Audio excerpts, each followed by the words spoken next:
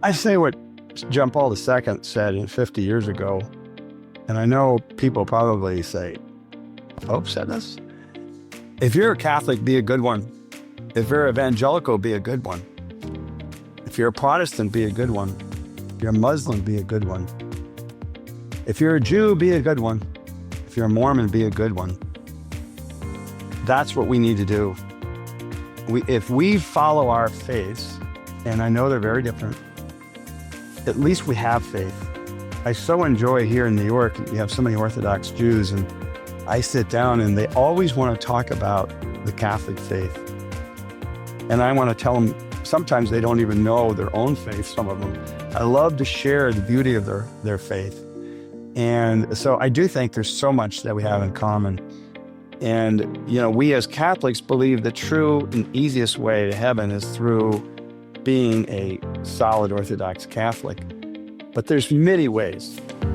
Welcome to the Going Big podcast. I'm your host, Kevin Gentry, and this is the place where we celebrate bold moves and big ideas. Each week, I sit down with inspiring leaders, entrepreneurs, and change makers who are making a significant impact in their careers and in their communities. Whether you're looking to level up your leadership, pursue your passion, or just get inspired to take your next big leap, this is where those stories come to life. Now, if you're listening on iTunes, YouTube, or anywhere else you tune into podcasts, be sure to hit that subscribe button so you'll never miss an episode. Now, let's dive in to what it means to truly go big. Well, ladies and gentlemen, welcome back to another episode of the Going Big podcast. Today, I'm really pleased to have my longtime friend, Tim Busch. Tim is an extraordinary leader in multiple respects, as you're about to see. He is a lawyer. He is a business leader. He is a Catholic philanthropist based in Orange County, California. For the most part, he is engaged in multiple business enterprises. He's the founder and chairman of the Busch Group, which includes real estate, law, hospitality, and even winemaking. And Tim's story today for Going Big goes well beyond his business success, as you're about to see.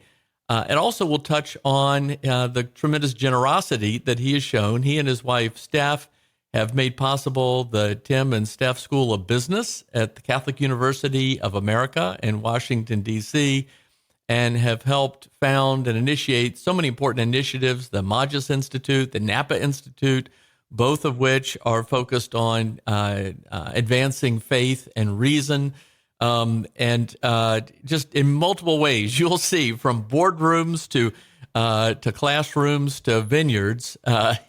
Tim is engaged in many ways in going big. Tim, I want to start with your story. I know a little bit about it and you're growing up, but let me just ask you this. Did you, at what point in your life did you decide, I really want to do a lot? Because you've gone big. I'd consider you at least to be a serial entrepreneur. Did you ever consider yourself that you wanted to go big in your life? Well, I think I had it always in me, but I mean, going way back when I was 4 or 5 years old, I remember playing games of owning companies and multiple companies. I didn't have the nonprofit sector in my purview then. I didn't really know what that was all about. So I guess when I reflect back, there was something inside of me that was pushing me forward. But my father was an entrepreneur. He owned a business, supermarket business. It was small. And so I didn't have the glass ceiling of I was going to go become a career following my father per se. I saw him as an entrepreneur, and I saw myself as the ability to be an entrepreneur as well. So, but through life, I mean, you start to see, if you look back, what was unfolding, and you try to use that experience, which you don't have at 4 or 5 years old, so that you can predict what's going to happen in the future. So it's been in my heart to do that, but God has taken me in a whole new direction that I didn't anticipate. Indeed. All right. Well, we've got a lot to talk about. So with respect to you, tell us a little bit about growing up. It was in Michigan, I believe. I presume you worked in the grocery store, and just sort of how that exposure to work affected just some of how your worldview. I started working when I was 7 years old in the supermarkets. And those days, like today, you people returned their bottles and they got 5 cents or 2 cents or whatever it was. And I would organize the bottles by Coke or Pepsi or the various varieties. And then when the guy dropped off the sodas for the supermarket, they'd pick up the empties and they'd take them back, clean them, and reuse them. That went away a few years later and then came back again. But people think, oh my God, you're a 7-year-old. What are you doing working? It was the greatest formation for me. I had to be in to work on a particular time. Sometimes I was tired. I had money. I started working at 20 cents an hour, and got my way up to $1.75 when I had to join the union at 11 years old. It was, but it was really a great experience. And then when I was 11, the child labor overseers said, you can work in your dad's store if your dad's there, but if your dad's not there, we can't have you working unless I think it was age 14 or 16 at the time. It's 14 today. And I was really heartbroken because my job was being taken away. My brother, who was 14, older brother, who worked with me, he got to stay. And he ended up in the supermarket business for many, many years, 30 years. He was the CEO and we're still involved. And but what it caused me to do is just like when God, when one door closes, God opens up another one. And so I became an entrepreneur. I developed paper routes for the whole town. It was in a very small town of Clinton, outside of Ann Arbor, Michigan, southeastern part of Michigan. There was probably 1,000 people in the town. And I delivered every newspaper, Detroit Free Press, Detroit News, the Adrian Telegram. And over time, I accumulated all the routes, and then I passed them down. I was the second of 6, so I passed them down to all of my siblings who ran those paper routes for probably 15 years. Wow. And it taught you about how to manage money, how to, people don't pay you on time, even for the newspaper, and you had to knock on their door and wait outside in the cold until they came out with $1.10 for the week. And then you mowed lawns, painted houses, shoveled snow, did everything. It was really just natural. And I was talking to an 85-year-old, he had a paper route, and people say that paper routes at the time, there's no such things anymore, right? The adults deliver papers, or you don't deliver anything, you just do it digitally. But they really developed it was a small business. You had money, you had products, sort of a franchise, you had customers. It was really an enlightening thing. So that's what I did until I graduated from high school and went to college. Well, we hear a lot about how work experience at an early age is important. You understand and appreciate the value of work. It gives you a sense of discipline, just all those different exposures that you mentioned. But you were working for different people. I guess with respect to the paper route, you had the burden of actually collecting many times the money for the paper, but you weren't taking big risks necessarily in that space. But ultimately, as you became this enormously successful, and again, I'd say serial entrepreneur, you had to begin to take some leaps of faith. Tell us a little bit about how that shaped your view, how you kind of made that first big step to do something that involved a lot more risk. Stories. I graduated from law school in 1978, had been interning with a lawyer in Ann Arbor, Michigan, quite an entrepreneur himself, did a lot of startup work, represented professional announcers. And this was a whole new world for me because I came from a small town. We never knew anybody that was famous. And I actually lived at home initially because it was only a 20-minute drive to the office. And I practiced there just for a couple of years. And then I decided I wanted to go out on my own and start my own law firm. I think it was like 1979 because it was just about a year after I'd gotten my license. That was a pretty scary move. I really didn't have a lot of money. My father was not the kind that, he didn't pay for our education. He just thought, you got to do it on your own. And so I started the business with not much money. and built it up. But it was many scary days. There were a few days I couldn't make payroll. I didn't have many employees. I had two. And I had to figure out, okay, I'll pay you on Monday because I had to collect some receivables to pay them. Those days are over with, thank God. But that's really what started it. And then I started meeting some clients in the early 1980s, and we began to develop real estate. And that's where I got involved in that part of it while I still continued my practice. Really, till about 15 years ago, I was very active in the practice of law. Today, I'm licensed and I occasionally practice, but it's not my primary business or love right now. When did you make the leap to California? And what formed that decision?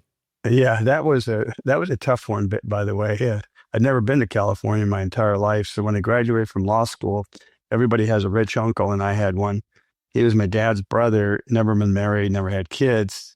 And so I went to visit him, and he was probably about 25 years older than me. So, but he was in his 40s, and it enlightened me because he had a whole different lens of being an entrepreneur himself, living on the water, and the weather was magnificent versus Michigan. And so that was in 1978. And I decided then I was going to move to California. But Detroit had continued to go through these up and down cycles that track the auto business. And everything in Detroit, when it goes down, the whole thing goes down. I used to say wherever General Motors is where the country's at, but that's obviously not true anymore. But in those days, it definitely was true with regard to the state. And, my younger siblings had gone out there in the early 1980s because there was no jobs in Michigan. And so they went out there to work, and we all kind of started out in my uncle's large house with nobody in it but him. And I actually set up my law firm in Newport Beach at his home. And we started building the practice. In those days, Orange County was just in its infancy, really. With the real estate prices were going crazy. Inflation was high. So houses were going up. That was a big investment. People were making a lot of money. But it was really the formation of not only real estate, but other businesses ultimately. And today, you wouldn't recognize Orange County from where it was then. And I met my wife. I always say it was arranged marriage because my uncle actually met her, said to me, "That's your wife. You need to marry her." And I walked over, met her, and said, "I'm going to marry this girl." It took about 4 years before she finally walked down the aisle. But we've been married for 40 years. Wow. Well, knowing your wife, Steph, your uncle had great judgment. So good for Yeah, your uncle in he did. many ways. And amazing that you were there sort of starting in Orange County, because I think in the 1980s, there are a few places in the country that sort of showed the sort of go-go growth that were going on during the Reagan years in many ways, and amazing that it was there. Well, Tim, to me, as I've known you, there are very few people that really intertwine and really show their faith through their work the way that you do.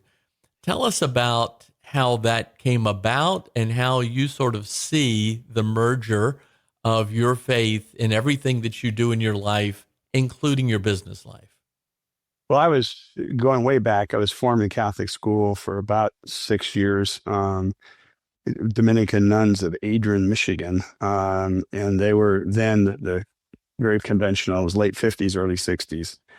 My father was Catholic, and my mother ultimately converted to Catholicism. And they went to Mass on Sunday. I served as an altar boy since I was 5.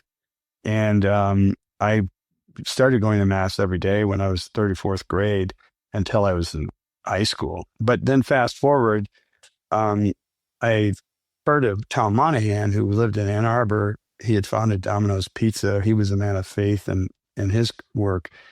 And I joined an organization called Legatus that began in the mid-1980s. And it was for Catholic CEOs. And I was in Ann Arbor at the time, but moving to California. And so there was really only one chapter west of the Mississippi. It happened to be in Orange County, and there was 11 members in it, 11 couples. And I joined, and this became the foundation of what ultimately led to Magis and Napa Institute and Napa Legal Institute and many of the other things that I did. It was really inspiration from Tom Monahan, who was also inspired by other people like Don Shula and the likes, that Tommy Lasorda, that he aspired to, that were daily mass attendees, but very successful in their careers. And so it was through Legatus, I started 12 chapters, mostly in California, one in Vegas, one in Phoenix. And I got to know a lot of people. And it actually was good for my business because I didn't do it for that reason, but I got to know people that said, hey, let's work together. And Orange County was growing up, so I got to meet a lot of the faith-based people that were interested in their faith. And through that, later in 2010, I started the Napa Institute in 2002. Earlier, I'd started Magis with Father Spitzer. But I met Father. He was a national chaplain for Legatus. And so we became friends and have stayed together for 25 years. We met in 2000, and just people kept going into my paths, and I saw an opportunity to maybe enhance their experience and mine. And then gradually I realized that we're just missing it. We're hiding our faith from everybody because it's politically correct instead of leading with faith, which is what everybody wants. And it was the real brilliance of Legatus, was that if we could get CEOs practicing their faith and leading their faith, they impact hundreds, if not thousands of people. And that's what I did. If most of my companies together, there's about 5,000 employees. And I just, sometimes you get scared, but it's never been a negative. Praying grace in a secular restaurant with a secular group, maybe even having people of different faiths. When they're of Christian faith, it's easy. And then praying in front of your employees, talking about prayer and praying for them and their well-being. And it's amazing how many times you get positive reaction, because the silent majority, they have faith in their heart, but they're told by their family and their friends, keep it to yourself. You might irritate somebody. But I've had Muslims and Jews, Mormons and evangelicals who really come up and admire being brave to bring the faith into the marketplace. And this is something I think we've really missed in our society. This is why it's sort of falling apart, is because we forgot the foundation of life, the author of life, Jesus Christ. It's so simple, but everybody's running away from it. The most brilliant people, the most wealthy people, they don't have any faith, and they wonder why their lives are empty. And if they can just bring in that other science of theology and philosophy and faith and religion, all of a sudden everything opens up to them, and they realize that their life is a purpose.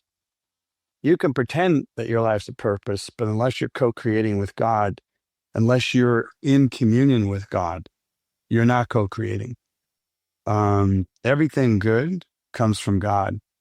Everything bad and evil comes from the devil.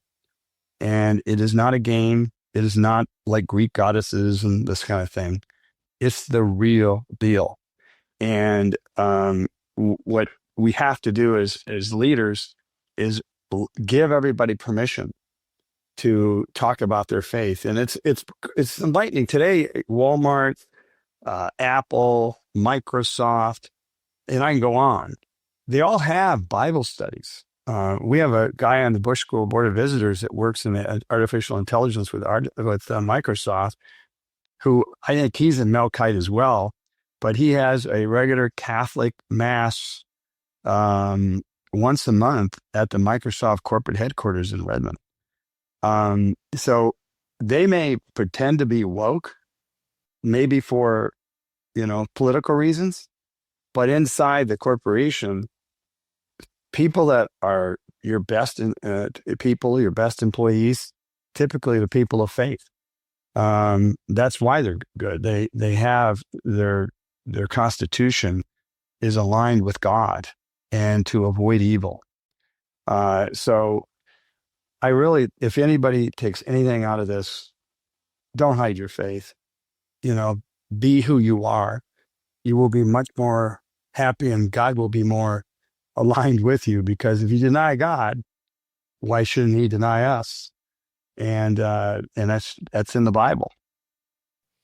Well, Tim, thank you for your willingness to speak out, your willingness to lead in this manner. And this is another big reason I wanted you to have. Just this in and of itself is a big aspect of really going big in a meaningful and purposeful way.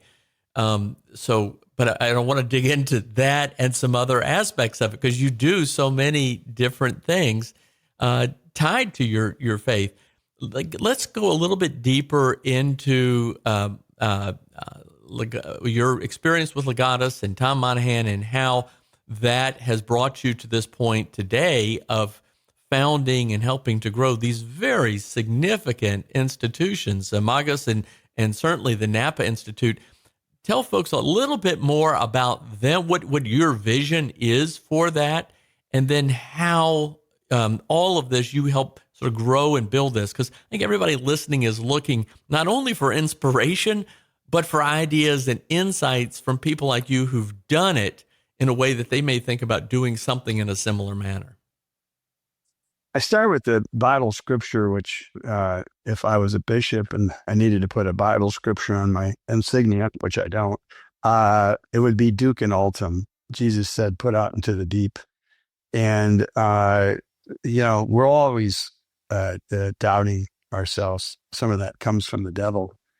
And when you put out into the deep, you surrender to God's will, not yours. All of a sudden, other things happen. Steph and I, over 33 years ago, started a Catholic elementary school for our kids. Today, it's thriving. 700 students are getting a Catholic education. It's not just Catholics. It's about half Protestants or people of other faiths. Then it led to a high school, and it's got 1,300 students and co-ed. And again, what would caused me to do that? I was in a Catholic school for 6 years, and I was asked to leave because I didn't belong to the parish, and the class sizes were 65, and they wanted to get it down to 45. That's kind of a joke today, because if you put one student over 25 in a class, families go nuts. And then obviously the Catholic University, which is another story we can talk about later. But all of these things, you become God's soldier. And yes, he gives you the ideas, and he gives a lot of people ideas, and some people act on them and some people don't. And the Napa Institute, I just wanted to have a conference at a hotel I owned up in Napa.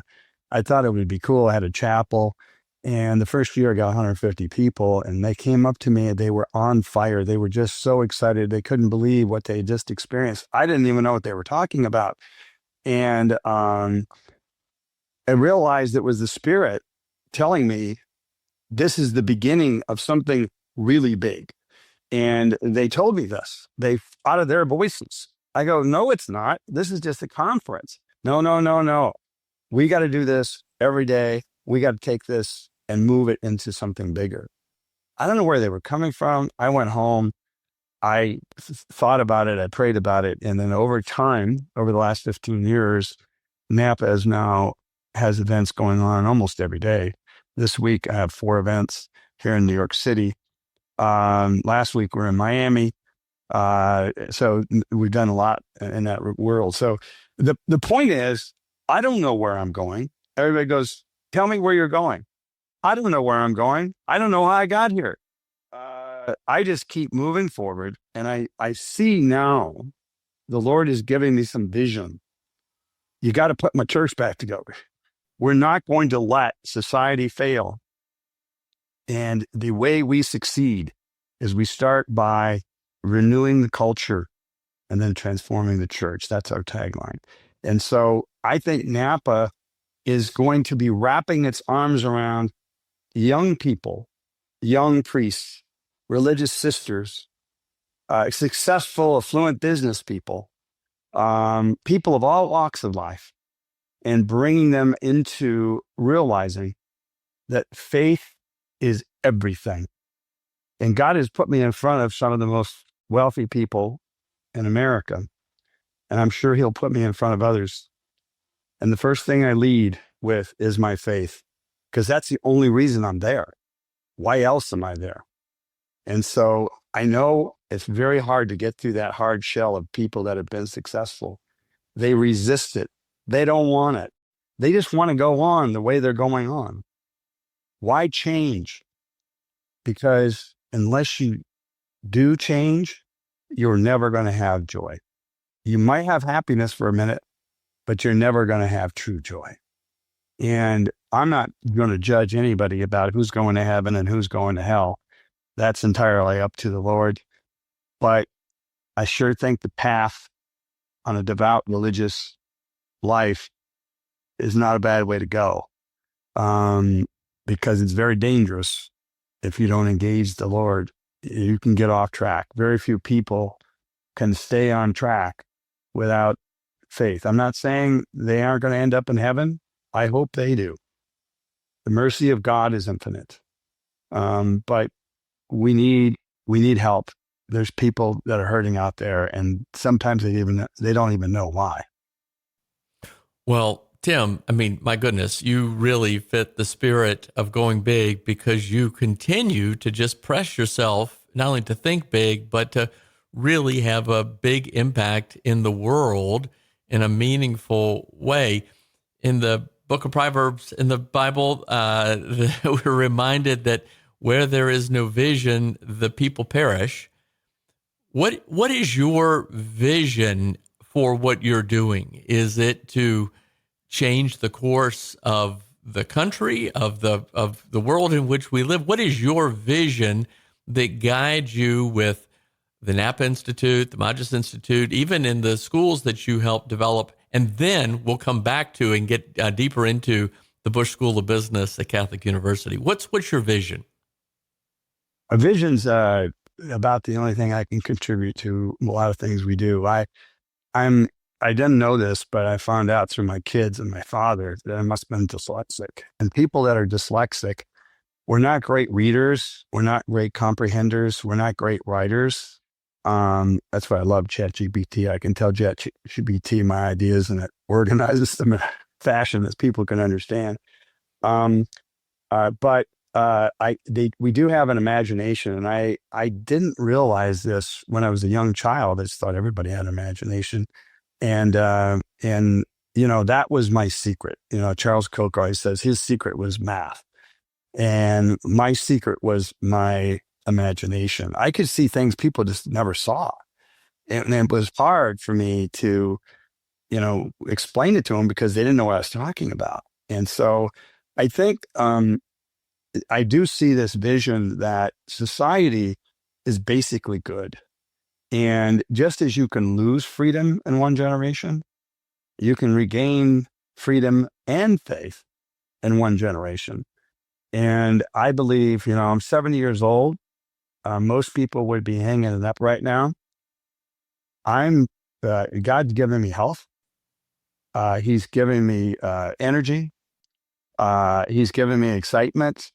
And I'm not stopping. And I am inspired by people like Charles, who's 90 years old, and he's got more energy than anybody. Tom Monahan, who's 88 years old. So I think we got to stop talking about numbers and start just moving forward until God decides to take us out of the game. So, well said. Well, our friend Charles Koch has said that he's going to keep riding his bicycle until he falls off. And speaking of him, Charles Koch, you and Steph and Art Sioka and his wife, Carlise, the Koch Foundation, all saw something at Catholic University and made a very significant investment, which not only has built this extraordinary thing at the Busch School of Business, but has had this just cascading effect more broadly at the Catholic University. Tell us a little bit about what you saw there and how you would describe it today and what you see about it going into the future. Charles is, one of my mentors. It's not like we meet together and go over things, but I'm better at letting my mentors just view what they do. What they do is more important than what they say. And I think he's incredible. I wish he was more reliant on religion than he is, but I would call him a deist, a person that believes in God, believes there is a God, and that God did create the world. But so many faiths are corrupt, and so many people use faith sometimes as a crutch, in his opinion. Sometimes they need it. He doesn't. Maybe I don't. But I sure enjoy life better having the Lord with me at my side. And the Catholic U thing, this was something where I was like, are you kidding me? $15 million I was going to put up. And Tommy Vonderheit from your organization at the time. And but it really was Art Sioka and Charles. They were leading the charge. It's called the Busch School, but it's there is the Sioka Center, and thank God we remember him in that way. But Charles was the guy that said, "You do it, I do it," and I saw, I love this concept. I mean, I jumped on board as soon as I heard about it. I've been on the board for 20 years, and I just didn't see why I was there. I was there for that day when the business school was announced. And then we invested, which was a $50 million aggregate gift. It put the school on the map today. The school represents 24% of the undergrads. It didn't exist 9 years ago, 10 years ago. But the $50 million gift, which were the three largest gifts in 130 years to the university, triggered $450 million of additional gifts. Wow. Because they saw that smart money was investing in Catholic U. And so it must be going okay. And to this day, they continue. A guy named Bill Conway from Carlisle made an $80 million gift to build a nursing school. And he goes, I want to build a building that looks exactly like that business school over there. And so he did. Right next door, he built a twin building. One was built in 1917 and one opened in 2022. And they look identical, except for his, it's got cleaner stone. I got to get our stone cleaned up. And he's got one of what will be the greatest nursing school because he's so passionate about nursing schools, not only there, but throughout the country. And who knows? Cardinal O'Malley, most of the cardinals and bishops of America, I would say 50% of them, have a degree, an advanced degree from Catholic U. And that's why Catholic U was built in 1887 by Pope Leo XIII, the precursor to Pope Leo XIV, that we can talk later. He came over across the boardroom to me one day about 6 months ago, and he said, you know what? You don't show up, this school's out of business. And, it's I didn't know what I was doing. Charles didn't probably know what he was doing, but I told Charles that. We didn't show up, that school's out of business. And, we are the hope and the future of that school. There's other schools like nursing is coming right along, but there wouldn't have been any. There was a nursing school, but it was tiny. It would have never received that kind of investment unless and until, we got involved with the business school and people saw that it was worth saving. It was worth saving. And Catholic U is a pontifical university founded and by the Pope. No Pope has ever come to the United States or Washington in particular and doesn't visit this school because it's their school. And so Francis was there in 15. Benedict was there in 8. Pope Leo will be there next year, I'm sure, in the fall, if he goes to address the United Nations. So it's a very important university, but it's gone through its ups and downs. It's on the upswing right now. And I'm very excited about where it's going to go. Well, good for you. I was just at a program there recently that Professor Jack Yost had led in the evening. It was great. Great to be there on campus.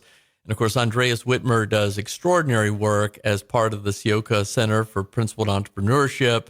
Lots of good and exciting things going on. Thank you. Thank you again for so many aspects of leadership and how you literally step out in faith on these efforts.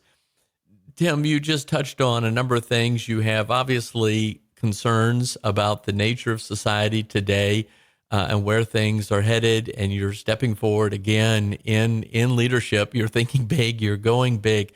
How do you see the future? How do you see the world ahead with this new pope, your optimism that you have in the church, in society? Just sort of give us your sense about how we should be thinking about the future. Well, people probably don't realize this, but our faith, the Catholic Church, was founded by Jesus Christ. I think people know that, and he did it in a very unusual way as we look back. But it's the only organization in the history of the world that has lasted for 2,000 years, and it isn't because of the geniuses that are running it. No offense to any of them. But we're all human beings born with original sin. And the devil focuses 100% of his focus on trying to destroy the Vatican, trying to tempt the citizens of the Vatican, the leaders of the Vatican. And we've seen this corruption throughout centuries, but never has the church stopped existing. And we have what's called the magisterium. That's the teachings of the church. It's best culminated in the Catechism of the Catholic Church. And people say, well, wait a minute, what about the Bible? Well, the Catechism of the Catholic Church has got footnoted all the way to the Bible, but the church also relies on church fathers, doctors of the church, to help interpret the Bible in the current times, but not the way they want it to be, the way God wants it to be. And no other faith has this. The Protestant faith, to some degree, has it in your church. The Anglicans, of course, they were a direct spinoff of the Catholic Church when Henry VIII wasn't denied his second or third divorce by the Holy Father, and he decided to take over the church. Let's be honest, that's what happened. I mean, it isn't about the English people. It isn't about anything. It's about a king that, had 6 or 8 wives, whatever he had. And it's very remarkable. 500 years later, his successor, King Charles, is praying with the Pope. Hasn't happened in 500 years. He did it 2 weeks ago. He was conveyed a canon status at St. Paul outside the walls. Why? Because the English people pre-Reformation had their relationship with St. Paul outside the walls. And every king was a canon at St. Paul outside the walls. And my dear friend, Cardinal James Harvey, is the archpriest, the rector, if you will, the person in charge at St. Paul outside the walls. And he was there with King Charles to accept him there. Why is he there? It's 500 years. That's more to be revealed on that, because I have my suspicions, but I don't have any inside information. But if you go to the Muslim faith, there is no magisterium in the Muslim faith. There's the Quran. But the Quran, like the Bible, you can take either side of any argument and use the Bible or the Quran to try to support your argument. The Jewish faith is the same way. They have the Old Testament, the Torah, but they don't have any predetermined teaching. It's different rabbis that go in different directions. You have Reformed, and then you have the Orthodox, and then you have the secular Jews. They're lost. The Lord did not give those faiths, the Vatican and the church. And he didn't give it to the Protestants either. Evangelicals, I was talking to an evangelical, and he says, what we do is what Billy Graham used to do. Every 5 years, we go and take all of the leadership on a retreat, and we talk about the issues of the today and what are the teachings of Christ on these issues. And I said, that's great. Here, I'm going to send you a catechism of the Catholic Church. Before you start your retreat, Everybody should read it. You don't need an offsite. It's all in there. By revelation, Pope John Paul II, then Cardinal Ratzinger, soon Pope Benedict XVI, and Cardinal Schönborn from Vienna wrote the Catechism of the Catholic Church in 1985. It's been modified just once by Pope Francis in regards to the death penalty. And there's no need to go anyplace else. It's all there. And the Christian faith would be well served to rely on that because it helps interpret the Bible for them. And it also incorporates church teaching. You know, when we did our ecumenical forum, Kevin, we preached or we recited the Nicene Creed. We also all agreed that the Apostles' Creed. What I didn't know is in the Reformation, Protestant sects did not abandon the fundamental creeds that is behind Christian faith. That is really good news because the Nicene Creed goes back 1,700 years this year. And so, you know, when you have that kind of formation, if you can just pay attention to the creed, we know what our faith's about.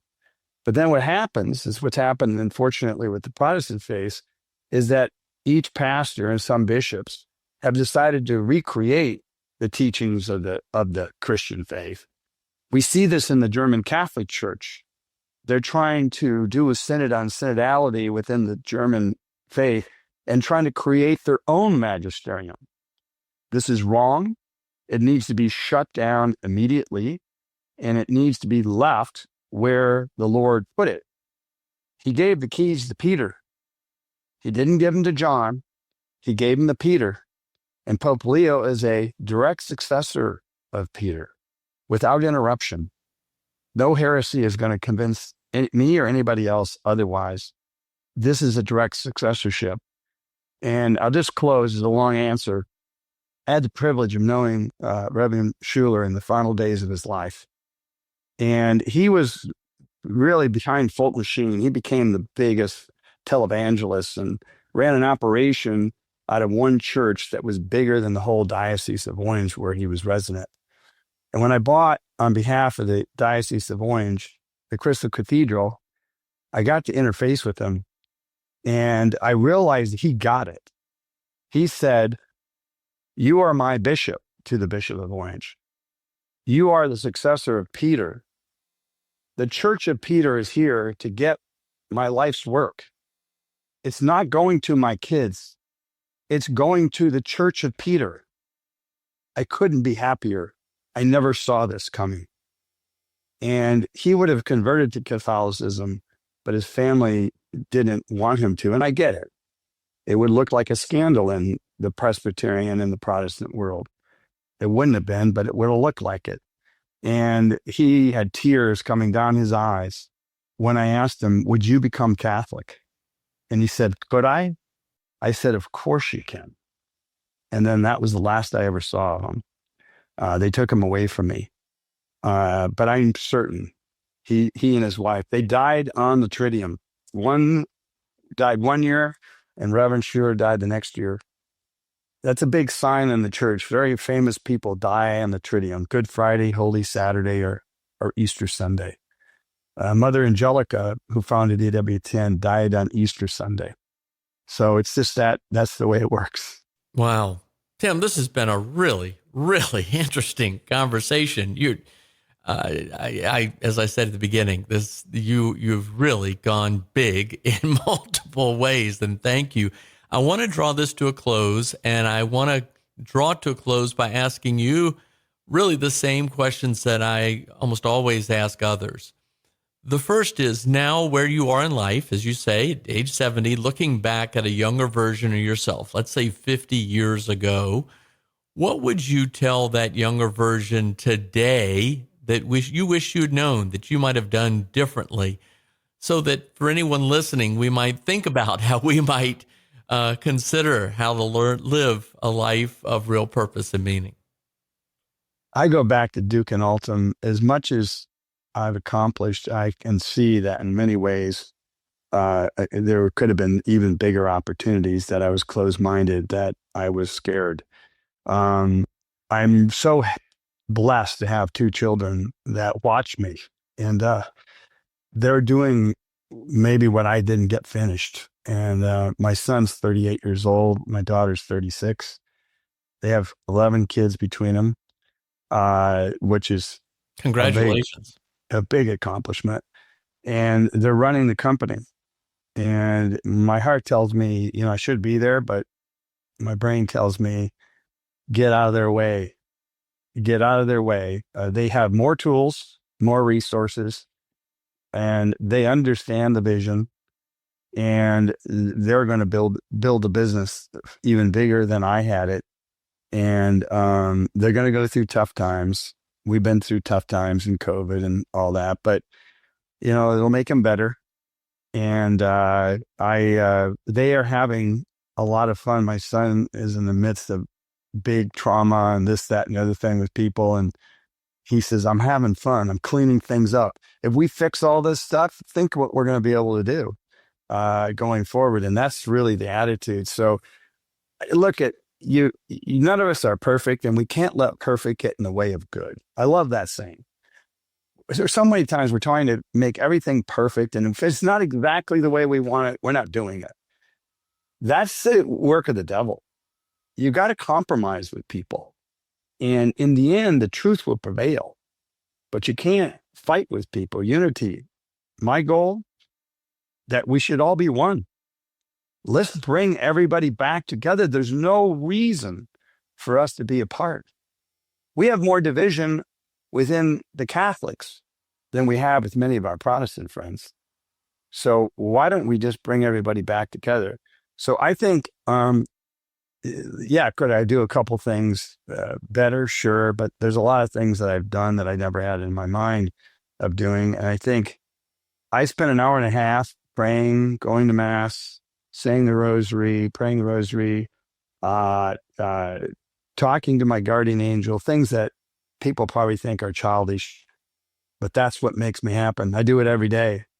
And it doesn't matter how busy I am.